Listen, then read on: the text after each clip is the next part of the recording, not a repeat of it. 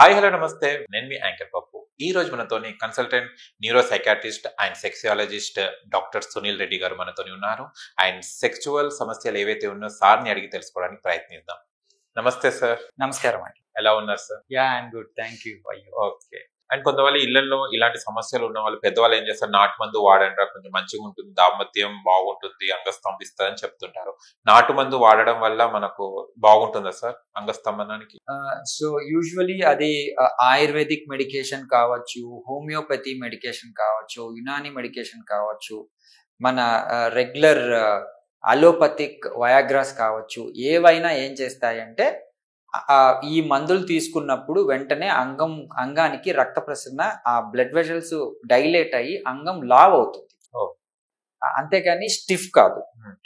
Basically వీటి వల్ల ఏమవుతుంది అంటే ఈ మందు తీసుకొనే సెక్స్ చేయాల్సిన పరిస్థితి వస్తుంది.